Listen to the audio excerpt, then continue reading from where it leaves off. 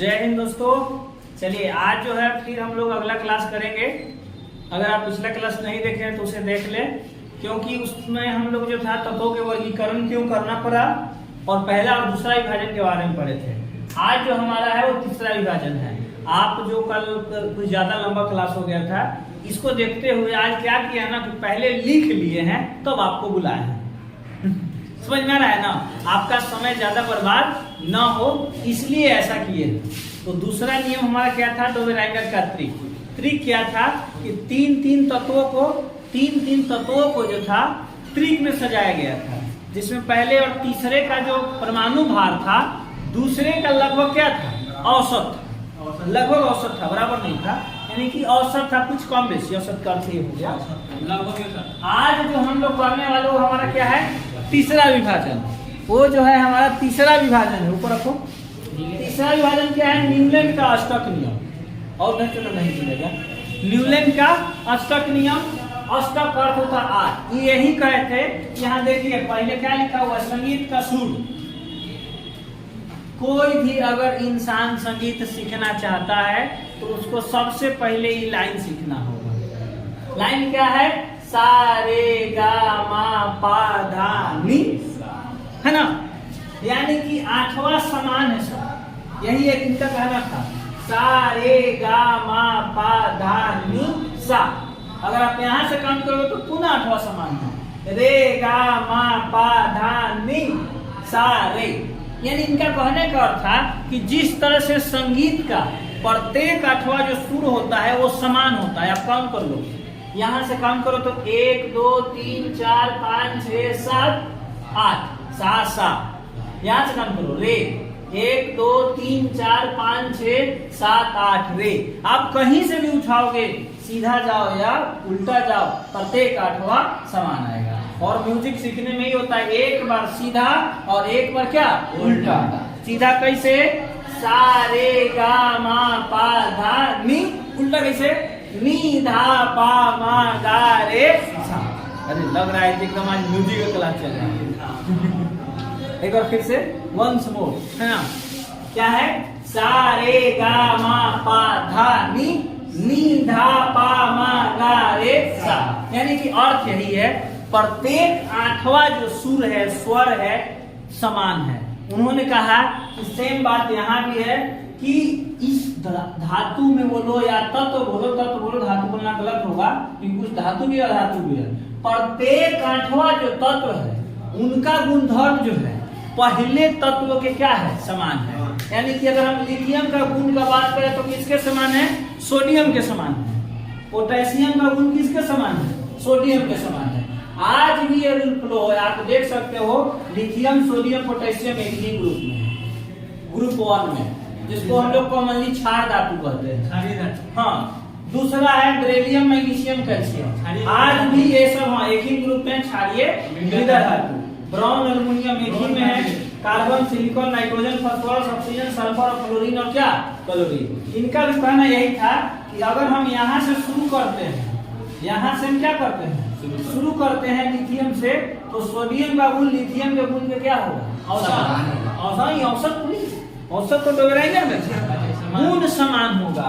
वही क्या दिए थे, अष्टक नियम। यानी कि ये भी वही बोले थे कि जैसे संगीत का आठवां सुर समान है, सेम उसी तरह से इन तत्वों का प्रत्येक तत्व का आठवां गुण जो है पहले गुण के क्या है, समान है। रे का गुण रे के समान है, लिथियम का गुण सोडियम के समान है, सोडियम का गुण पोटेशियम के समान है, बेरिलियम का गुण मैग्नीशियम के समान है और समान है। आप ध्यान दो, लिथियम में +1 चार्ज शो करता है, पोटेशियम में +1 चार्ज शो करता है और सोडियम में +1 चार्ज शो करता है।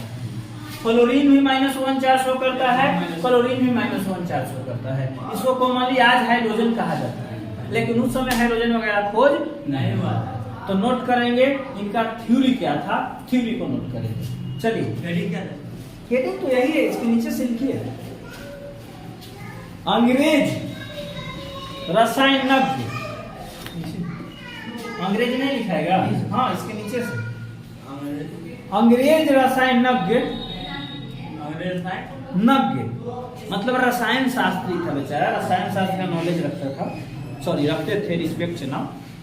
अंग्रेज रसायनज्ञ न्यूलैंड ने, बंद हो गया क्या?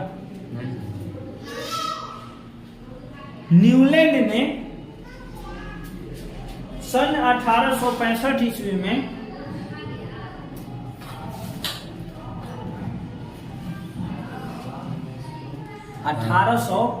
ईस्वी में तत्वों को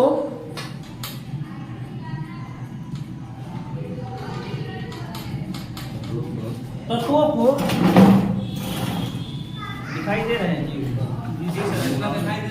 जी, हाँ बस यही चाहिए। तत्वों को कभी पैर दर्द करा है, उनके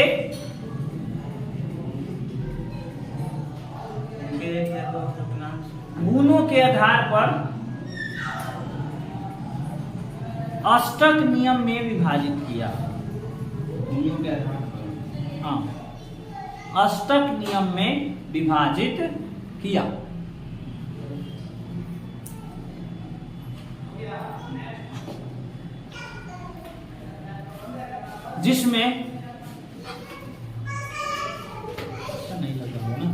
जिसमें तत्वों के गुणधर्म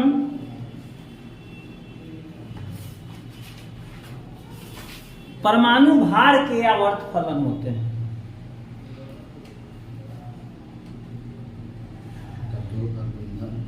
परमाणु भार के आवर्त फलन होते हैं, मतलब बात को समझिए। यानी इनका विभाजन का जो आधार था वो क्या था? परमाणु संख्या नहीं बल्कि क्या था?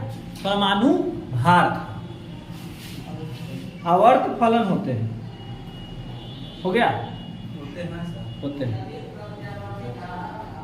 ठीक है, पैराग्राफ चेंज करके लिखिए। विभाजन के बाद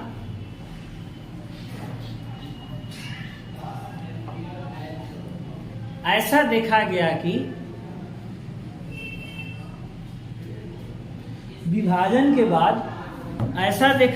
कि कुछ तत्व के गुण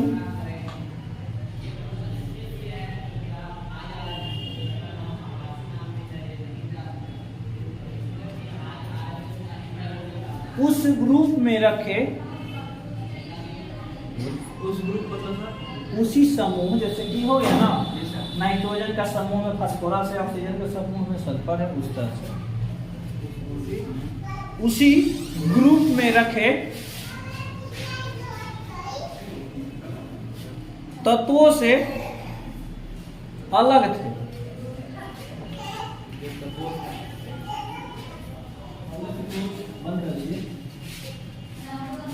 अलग थे, अंदर से मत बंद कीजिए, क्योंकि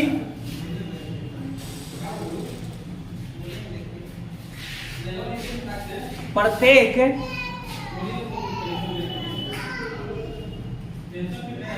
आठवें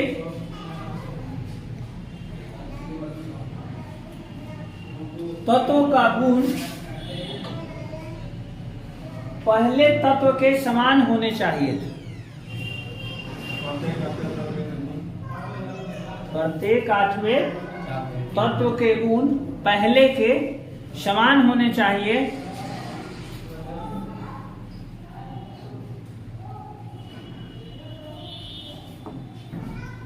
जैसे संगीत के स्वर में होते हैं।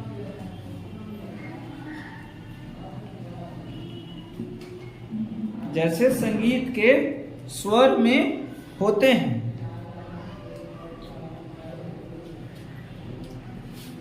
हो गया? एक बार पुनः पैराग्राफ चेंज करके लिखेंगे।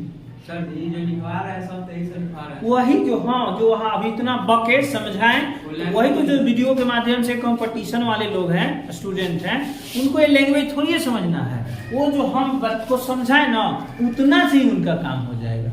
यही तक सिर्फ काम इनका हुआ था। उस समय ज्ञात सभी तत्वों के लगभग 53 या 57 तत्व ज्ञात थे, या 56 तत्व ज्ञात थे, और ये सबको आयरन नहीं कर पाए थे, और इनके कारण इनका भी जो विभाजन था असफल हो गया था। हाँ, लिखेंगे कैल्शियम के बाद,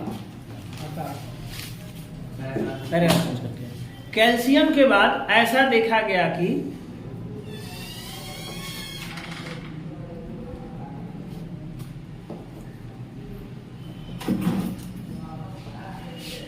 पहले तत्व का गुण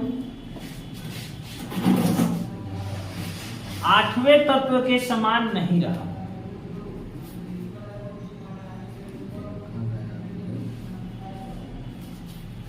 पहले तत्व का गुण 8वें गुण के समान नहीं। अरे बात वही है, छुरी सेब पे या छुरी सेब पे छुरी गिरे, क्या दिक्कत है? पहले तत्व का गुण 8वें तत्व का है, 8वें गुण का तत्व पहले तत्व का, बात वही है, समान नहीं रहा। और इस तरह इनका विभाजन असफल होगा।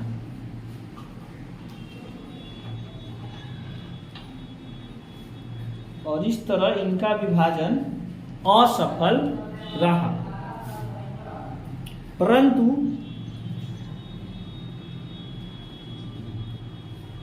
बाद में इसे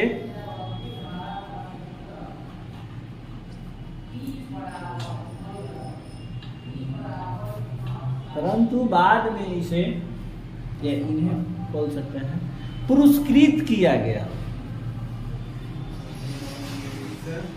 पुरस्कृत किया गया।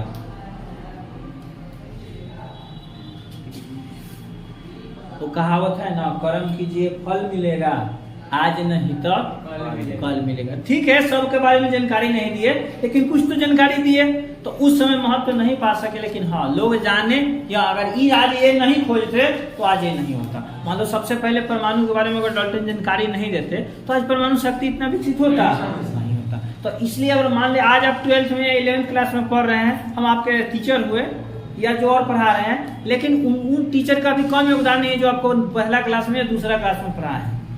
अगर वो आपको पहला दूसरा में सही शिक्षा नहीं देते तो आप आज यहाँ नहीं होते, कहीं भैंस चरा रहे होते या कहीं किसी कंपनी में काम कर रहे होते, है कि नहीं है? तो इसलिए उनका भी योगदान था, है, और आजीवन आपके जीवन में रहेगा। मेरा भी कुछ योगदान आपके जीवन में जा रहा है, ठीक है? तो वही बात है, इंस्टेंटली तो नहीं महत्व पा सके, लेकिन कुछ समय के बाद इनके क्या किया गया, पुरस्कार दिया गया। चलिए ठीक है, काम कर लो।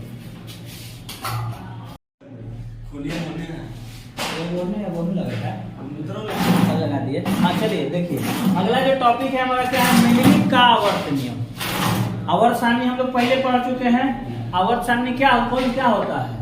वैसी सारणी जिसमें ज्ञात सभी तत्वों को उनके गुणधर्म के अनुसार सजाया गया है। ये क्या है, आवर्त नियम, यानी कि ये बताया जाएगा कि क्या बेस था। तो देखो मेंडेलिव का जो बेस था वो था परमाणु भार। क्या था? परमाणु भार। ये कहे थे ना कि तत्वों के जो गुणधर्म होंगे वो परमाणु भार के आवर्त फलन होंगे। यानी कहने का अर्थ हो गया कि एक तत्व के बाद वैसा तत्व को सजाया जाएगा जिनका परमाणु भार होगा पहले की अपेक्षा क्या हो, ज्यादा हो।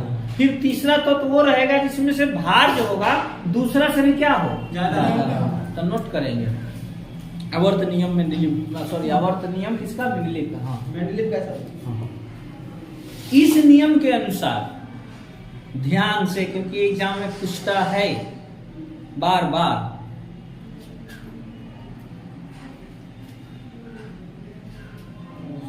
इस नियम के अनुसार तत्वों के गुणधर्म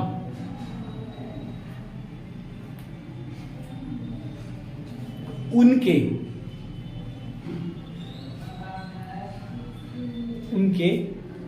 परमाणु भार के आवर्त फलन होते हैं।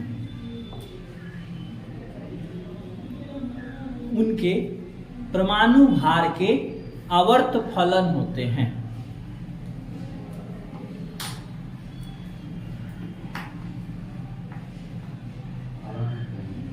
इसका अर्थ है कि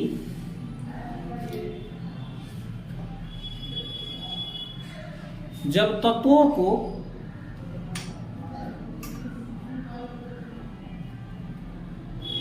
परमाणु भार के,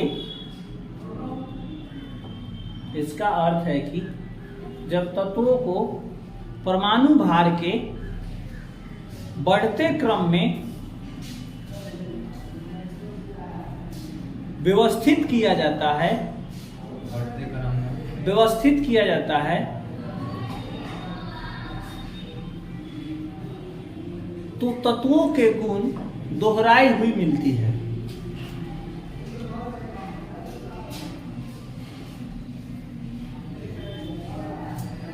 तो तत्वों के गुण दोहराई हुई मिलती है। तो उन तत्वों के नहीं, ठीक है, तत्वों के गुण दोहराई हुई मिलती है। यानी कि इन्होंने फाइनल एक आवर्त सारणी बनाया और आवर्त नियम दिया क्या कि जब तत्वों को अरेंज किसके अनुसार किया जाएगा, परमाणु भार के अनुसार। और भार क्या होगा कि एक भार से ऊपर में है जो होगा भार बढ़ते क्रम में रहेगा, और ऐसा करने से क्या होगा कि इसका गुण जो होगा लगभग ये गुणों में क्या दर्शाएगा, समानता दर्शाएगा। हाँ, यानी दोहराई हुई मिलती है, यानी कि ये भी जो यहाँ प्राप्त हो रहा है वही क्या प्राप्त होगा, यहाँ प्राप्त होगा। एक चीज जो कई बार क्वेश्चन पूछ चुका है, ठीक ना, क्वेश्चन में आपको लिख देते हैं कि जब नोट करेंगे मेंडलीव अपना कार्य शुरू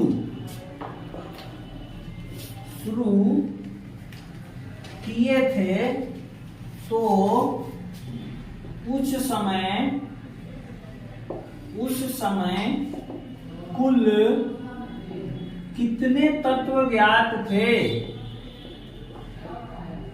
और एकदम बहुत ही अच्छा इसका आंसर है, और बारंबार किसी भी एग्जाम में क्वेश्चन पूछा जाता है, आंसर याद करेंगे 63। यानी कि जब मेंडलीव अपना कार्यक्रम स्टार्ट किए थे आवर्त सारणी आवर्त नियम बनाना, ठीक है, तो वो कुल कितने तत्वों को बनाए थे, 63। उस समय कुल कितने तत्व ज्ञात थे, 63, जिसको अपने आवर्त सारणी में स्थान देने की कोशिश किए थे। अगला लाइन जो याद करने योग्य है, एकदम ये छापने वाला क्वेश्चन ललन टॉप क्वेश्चन है, डायरेक्ट। ललन टॉप का नाम सुनो जी सर, सर न्यूज चैनल है, एकदम ललन टॉप क्वेश्चन, एकदम छापने वाला। अब नीरज वाला नहीं है, उसका पेट थपथपा रहा है।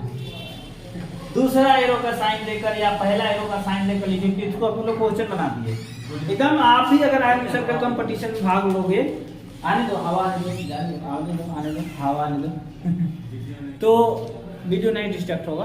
तो एक क्वेश्चन आपसे पूछेगा ही पूछेगा कि जब मेनली अपना काम शुरू किए थे तो कुल कितने तत्व ज्ञात थे। आंसर क्या हो जाएगा हमारा, लिखेंगे इसमें, इसके नीचे से मेनली ने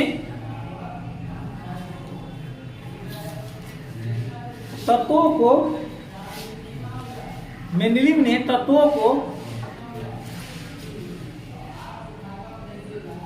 अपने आवर्त सारणी में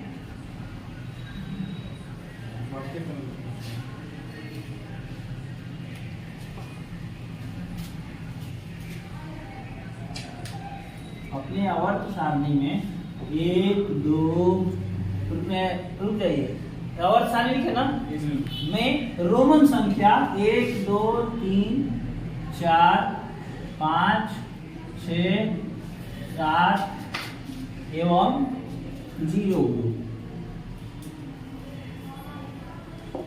में विभाजित किया। 7 एवं 0 टोटल 8 में विभाजित किया। आज भी यही है जिसको हम लोग पुराना वाला के नाम से जानते हैं, याद है? एगो नया वाला बताए थे, एगो क्या बताए थे, एक पुराना, और आज भी है सर, आज भी 8 वही है। और ये आगे चल कर बताते हैं, इसी में 2 उप ग्रुप में बट गए थे, उप ग्रुप ए और उप ग्रुप बी। ग्रुप ए, हाँ ये नहीं है, ये सिर्फ एक ग्रुप हो गया है ना। में 1 से 7 एवं 0 ग्रुप में विभाजित किया, जो 2 उप ग्रुप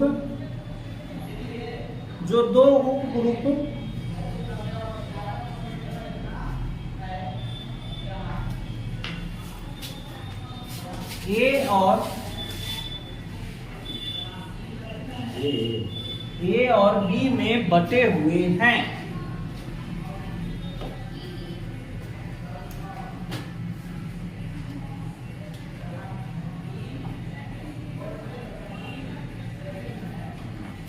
इन्होंने, इसी में लिखिए, इन्होंने तत्वों को ग्रुप और आवर्त में विभाजित किया। आज भी ग्रुप और आवर्त है। ग्रुप और आवर्त में विभाजित किया। ग्रुप और आवर्त में विभाजित किया।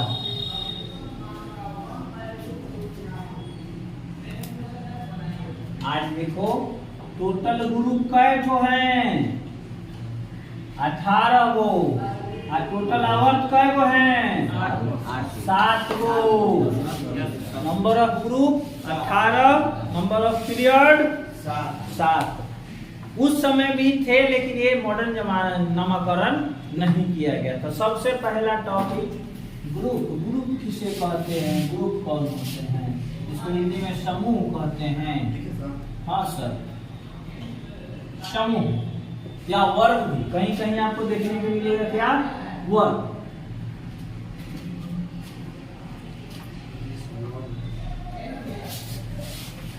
लिखेंगे आवर्त सारणी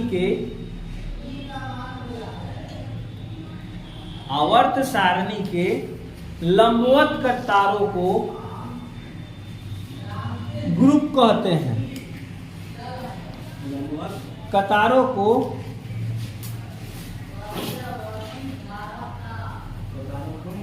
ग्रुप कहते हैं।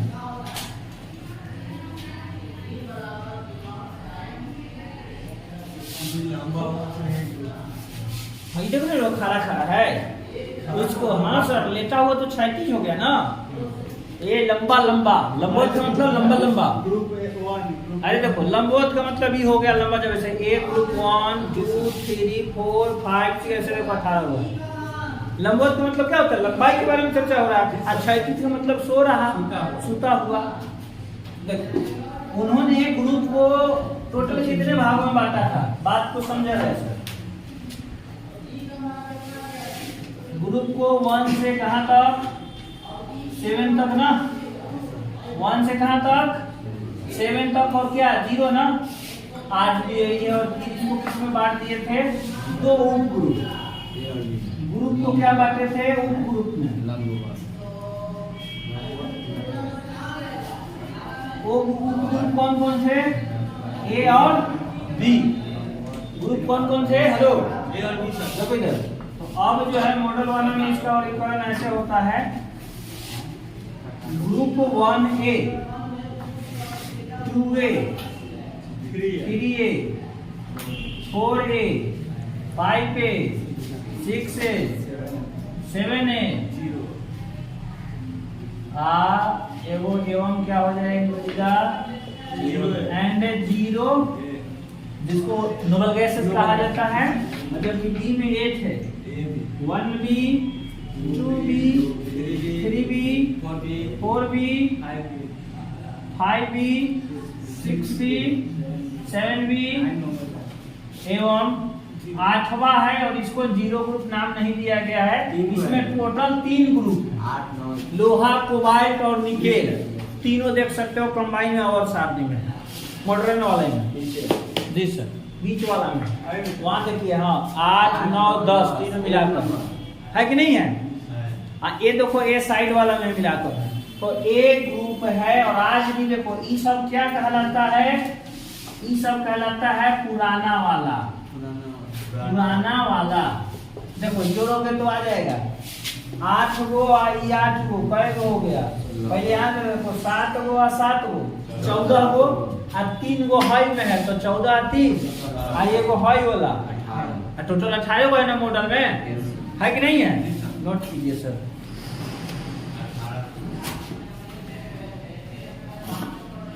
लास्ट आज का टॉपिक हम लोग कर लेते हैं आवर्त। और आप कर सकते हो क्योंकि पहले ही बता दिया। आवर्त कै गो? 7। आज जब लंबा लंबा है तो ग्रुप तो जो सूता हुआ है क्षैतिज ना, यानी हो जाएगा क्या कि आवर्त सारणी के क्षैतिज कतारों को आवर्त कहते हैं। आवर्त की संख्या कै ठो? 7 गो। तो आज के लिए इतना ही, आराम से स्क्रीनशॉट कर लीजिए। तब तक के लिए bye bye, ta-ta, good bye. Like एगो का सब्सक्राइब जरूर करो, बेल आइकन दबाना आपका काम है ना, वो उससे काम है।